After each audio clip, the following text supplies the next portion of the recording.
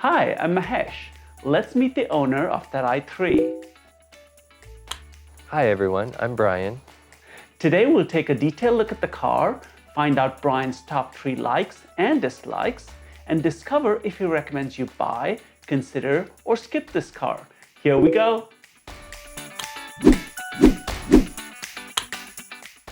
The i3 is a compact electric car in a class with other cars like the Chevy Bolt and the Mercedes B-Class. So let's find out why Brian decided to pick this car.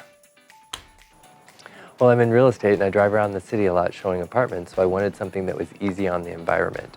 I previously leased a Mercedes C-Class, but when I decided to get an electric car, I looked at the B-Class, but it didn't have a good range, it wasn't a good look, I just didn't like it.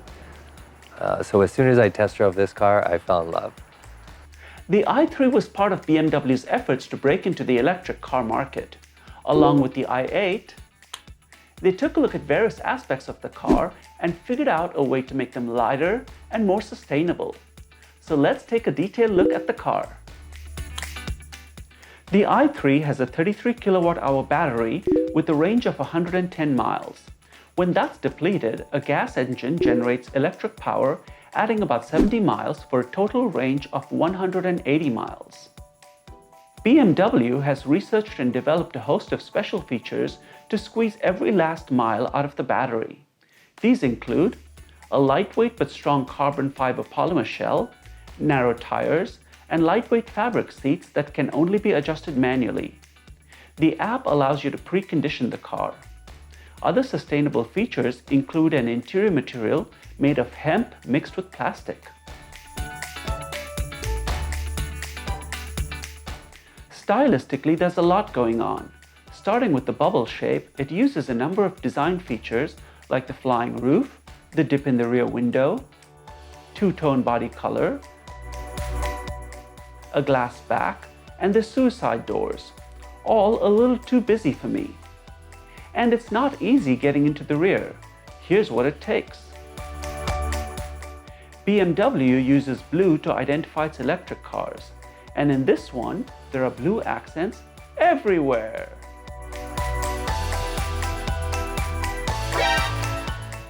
Thanks to the bubble shape, the interior is roomy and spacious.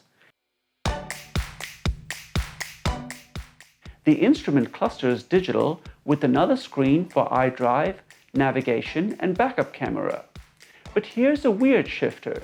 Push forward for drive and pull back for reverse. The car has 3 drive modes: Comfort, Eco Pro, and Eco Pro Plus. It also features self-parking, remote keyless entry, and a Harman Kardon sound system.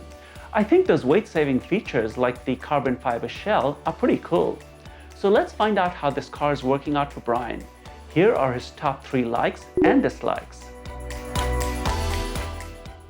Well, I love the way it drives. It's like a little space pod floating around. It drives fast and speedy and it's just fun. Well, I love the way that it looks. Some people, the looks are either for them or they don't like the car. I just fell in love the first time I saw it. It also has that space pod kind of look. Well, I like that it's easy on the environment. So we have solar panels on our roof, and so it kind of feels like it's free.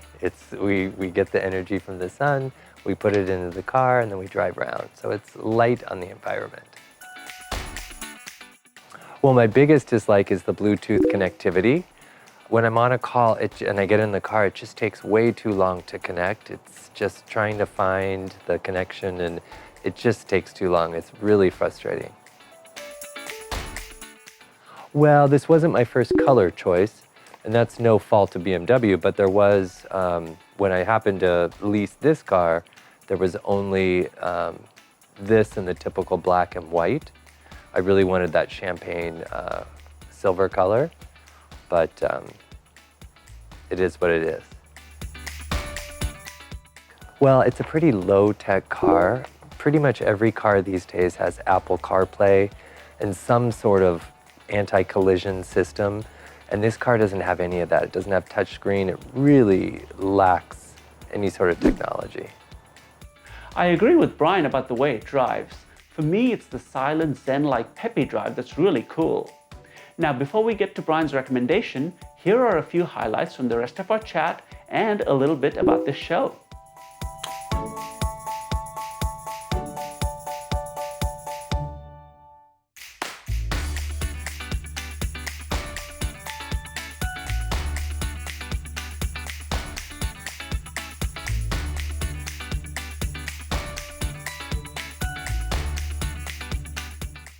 We don't pay the drivers on the show for their opinions. Instead, to thank them, we make a donation to a nonprofit charity of their choice. You can thank them by clicking on the like button below. If you'd like to be on the show, please reach out. And now on to Brian's recommendation. Let's find out if he recommends you buy, consider, or skip this car. I would recommend that you buy for sure. This car was super fun to drive, speedy, space pod-like. I highly recommend it. And there you have Brian's recommendation. We'd love to hear from other i3 owners. Let us know your likes, dislikes, and recommendation in the comments below. Subscribe and see you soon.